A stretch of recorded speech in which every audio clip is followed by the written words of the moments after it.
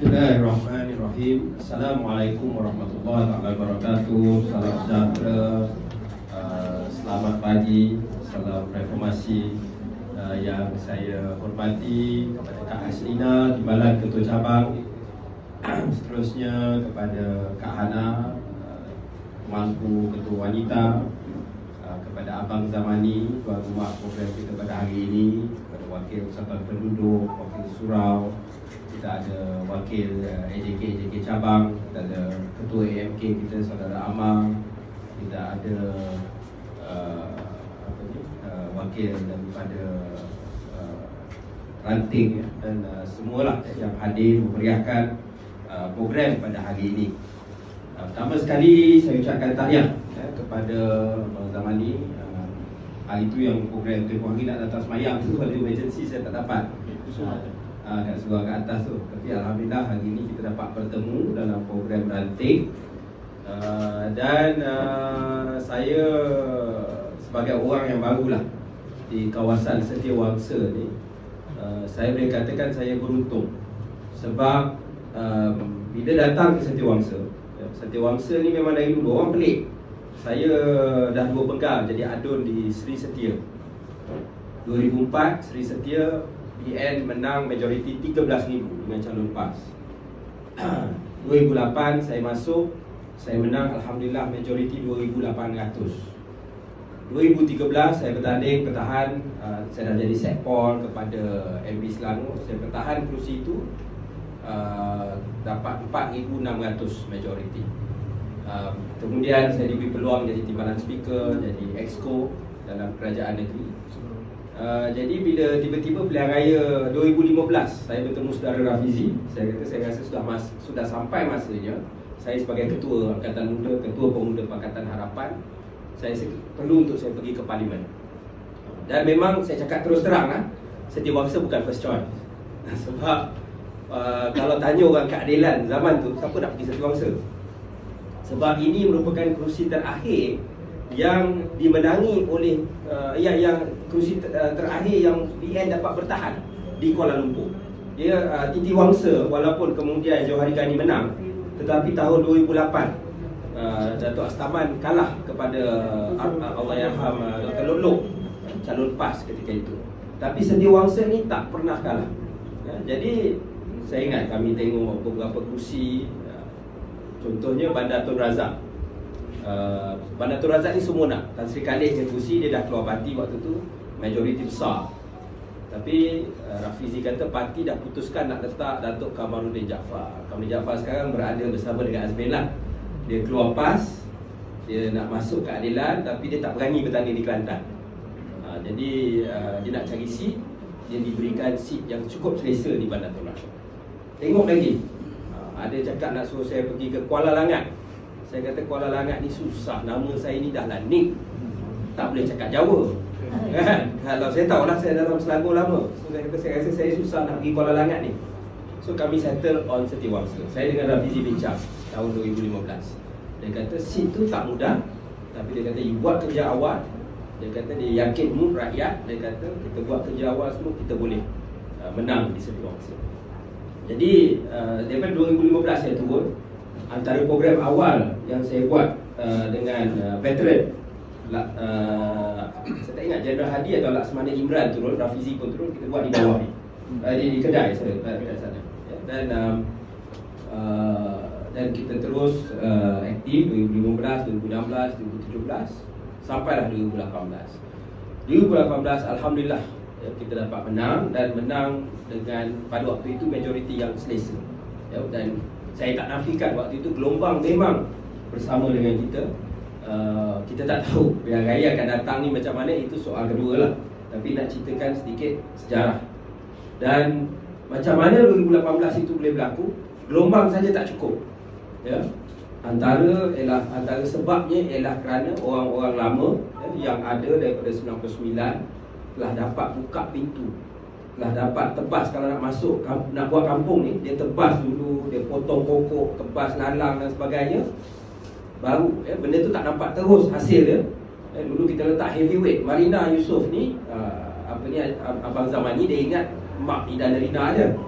Tapi dia ni merupakan orang yang cukup, orang kata kalau Malaysia dululah ada Perdana Menteri wanita, suatu ketika dulu orang letak Marina Yusof ni sebagai tokoh dia, sebab dia seorang very strong karakter. Dalam UMNO dia pernah jadi ketua wanita. Ya, dalam keadilan pun dia sertai, tapi sebab isu-isu apa dia dengan bangunan dan semua tu, dia pun tak dapat bertahan lama lah. Jadi parti letak heavyweight di sini, tapi tak dapat. Tapi Alhamdulillah, sebab istiqamah, walaupun ketika itu nampak susah, nampak mustahil. 2004 tu bayangkan kita ada satu kursi parlimen yang Kak Wan menang dengan majoriti 500. Itu pun lepas 3 kali kira, yang dengan Imam Masjid Negara. Jadi dalam keadaan itu satu-satunya kursi kita ada. Alhamdulillah, Ustaz Imam Firdaus, kita terus buat kerja, kita secara konsisten. Kita dapat tengok walaupun 2008 tak menang, saya ingat 2008 majoriti UMNO 8,000 lebih. 2013 majoriti UMNO tinggal 1,390. Jadi benda tu sangat-sangat membantulah kan. Jadi dia progress. Jadi pengajaran dia, politik ni dia bukan benda yang terus boleh buat dan dia akan dapat hasil serta-merta. Dia kena macam orang kawan-kawan lama kita dalam PAS cakap, kena istiqamah, kena konsisten. Ya, makna benda tu kena konsisten, kena ikhlas, dan kita kena balik kepada kenapa niat kita masuk dalam parti ni. Saya yakin ramai daripada kita, tak kira lah orang lama, orang baru, orang sederhana macam saya ni, kita masuk parti ni tak ada fikir jauh. Sebab kalau kita fikir nak senang 99, saya yakin orang takkan masuk keadilan. Saya yakin kalau orang macam Haji Syuk pun, dia masuk lepas kita dah hilang kuasa. Lagi tak masuk akal kan. Kita tengok ada malangnya kawan-kawan kita, termasuk orang lama dan juga orang baru. Macam tentulah Datuk Seri Azmin, orang lama kan. Kak Noh, Kak Yang memang sayang tu kan. So macam mereka baik, mereka ni ambil keputusan untuk tinggalkan parti sebab dia lihat kepada apa yang ghanimah yang ada di depan mereka. Ya, tapi mereka dah lupa niat asal masuk lokap, kena berjuang dan sebagainya 99. Saya setuju dengan abang Zamani tadi. Kita sekarang kena relevan untuk generasi hari ini. Kita reformasi itu penting.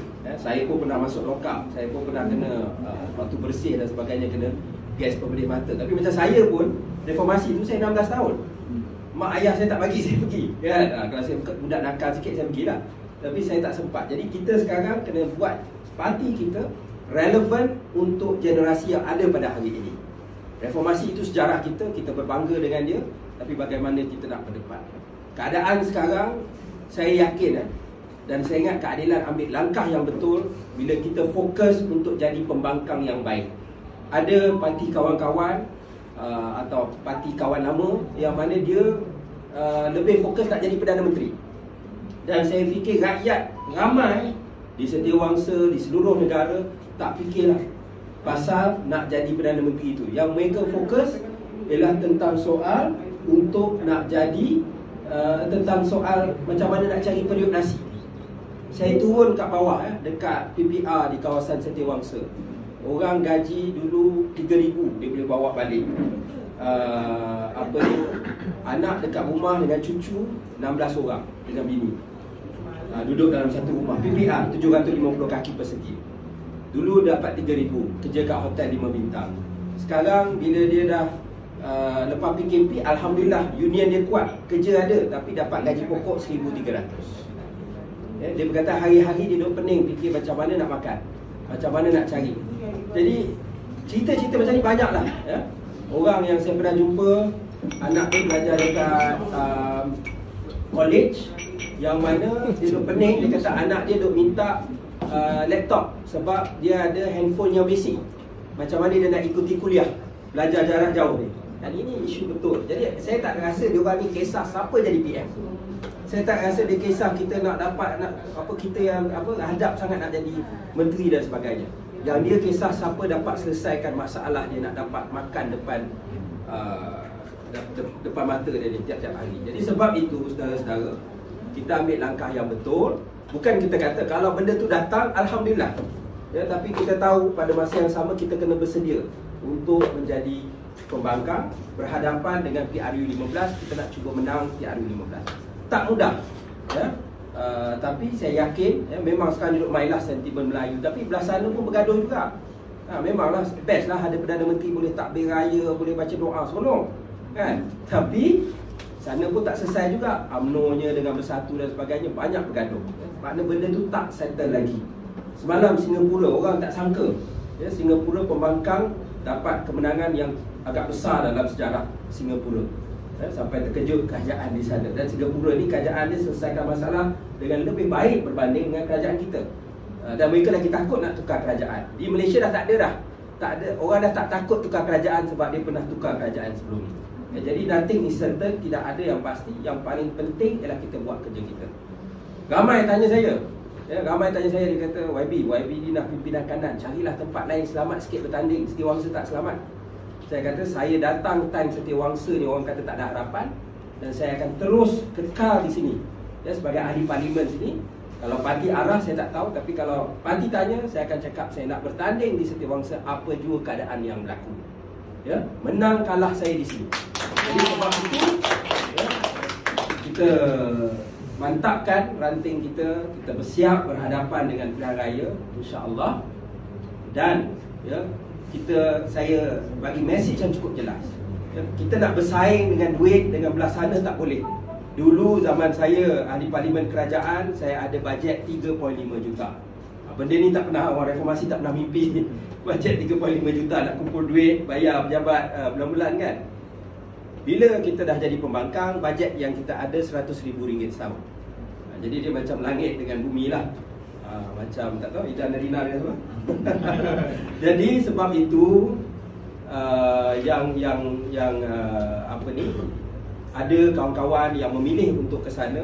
Bagi saya tak nak bertengkar, bergaduh dengan mereka dan sebagainya. Itu pilihan mereka. Tapi saya minta janganlah nak kacau. Dia nak ambil duit sana, nak buat kerja dia buat. Tapi jangan nak cuba kacau, nak cuba hasut ahli-ahli yang setia ada di sini untuk bersama dengan mereka. Jadi itu saja yang saya nak pesankan. Saya yakin yang kekal bersama sini, ada yang masuk waktu susah dulu, ada yang masuk waktu susah sekarang, dan ramai yang kekal susah dan senang. Ya, jadi itu insya-Allah. Ya, bagi saya tak boleh. Kalau saya nak khianat, ya, bagi saya tak boleh. Sebab saya duk bayar orang yang duk datang susah-susah tolong. Saya ada makcik India pernah bagi kat saya RM2. Dia kata dia nak tunjuk, dia masuk tabung. Dia panggil saya, dia kata ni, dia kata RM2 ni dia dapat kutip tadi, dia jual tisu ke apa, dia masuk tabung untuk pilihan raya kita. Sebab dia kata dia nak tolong sikit, ini saja saya boleh bagi. Macam mana saya nak kecewakan orang yang sokong saya macam tu? Jadi insya-Allah kita sama-sama setia kepada perjuangan ini supaya kita dapat kekalkan Setiawangsa. Dan saya yakin, ya, kalau macam saya beri mesej, sebab Setiawangsa ni dia swing seat. Setakat ini Setiawangsa dia akan berada bersama kerajaan yang menang. Zaman BN memerintah, orang Setiawangsa pilih BN. Zaman PH menang, dia pilih PH. Jadi kalau kita nak bantu kita menang federal nanti, antara indikatornya ialah sama ada kita menang atau kalah di kawasan Setiawangsa. Jadi kita sama-sama insya-Allah kita kekalkan Setiawangsa, kita dapat balik, ya, kuasa di peringkat pusat dengan cara yang pilihan raya. Sekian, terima kasih.